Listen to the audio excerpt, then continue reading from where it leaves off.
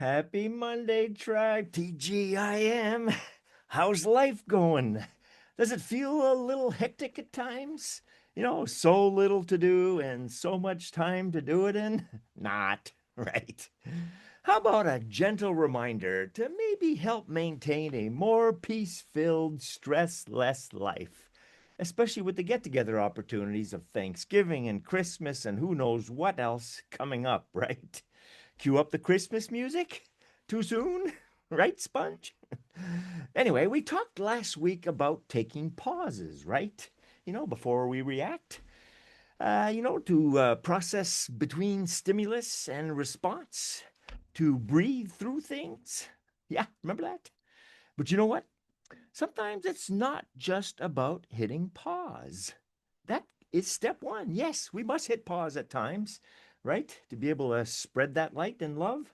But it's also about taking the mindful presence to find that sacred space between what happens to us and what happens from us and even for us. If you can follow all of that, there is a gap within which there are treasures.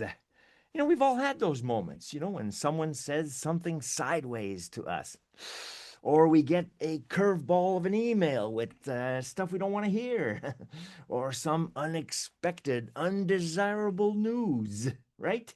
Or even a little update that doesn't quite go the way we were expecting or hoping or really needing. And then instantly the inner narrator kicks in, right? Oh, really? Well, I'll tell you what. And then before your brain can catch up, your mouth's already, or keystrokes, holding a press conference for everyone to see and hear about. Been there? Done that? Yeah. And there goes that sacred space, right? Poof. No more opportunity for us to really think about what we're going to say. Yeah. I was reading reflections lately from a meditation source called By Here is the name of the group, and they have this one titled If We Agree, and then another one that says that we are one. And then also from a few podcast gems from Mel Robbins, the best-selling author of the book Let Them, who's really on a tear right now. But all of these concepts, coincidentally or not, they danced around a similar truth. Happens to me a lot for some reason. But anyways, it's about that we can't always control the noise that's happening, and there is a lot of noise right now, right? But we can choose the notes that come from them and that come through us. Mel puts it simply. She just goes, let them. Let them say what they have to say. Let them react. Let them think what they think. Let them race ahead or drop the ball or whatever. Because our peace, our true peace, isn't a group project. That's our peace. My peace is my peace.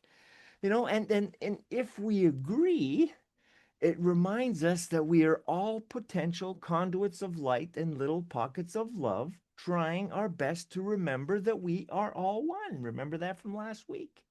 We're on the same team, mates. We're all fellow humans, first and foremost. And here we're fellow miracle tribe mates to trust and to be trusted by and to inspire each other instead of dividing or debasing. Gotta think about what we say so it doesn't do that. The next time something rubs us wrong, maybe don't just pause, but mindfully breathe into the space. Mel Robbins does this 5, 4, 3, 2, 1 count, you know?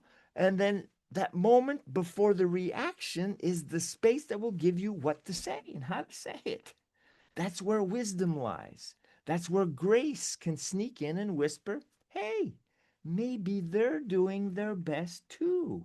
And then we're together looking for the best solution.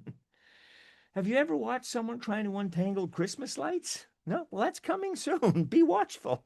It starts calm, and then, 5 minutes later, it's getting tangled, and then, whoa, it becomes a full-blown wrestling match. Right? I've done that. But when you step back and take a breath and give the wires a little space, a lot of times, sometimes, oh, maybe once, they fall and they're all free and open, right?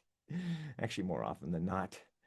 Same with life, same with people. Sometimes we just need to untangle without tackling, right?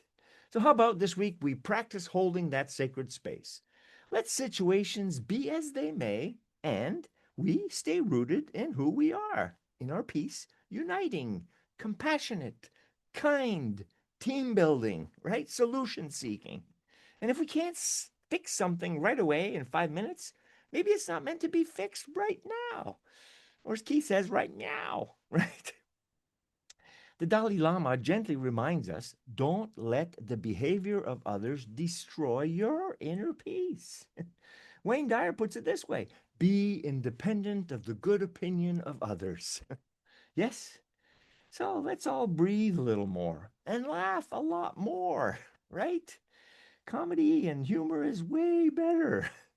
In the end, we are all trying to navigate this human experiment in this ever crazy world as best that we can.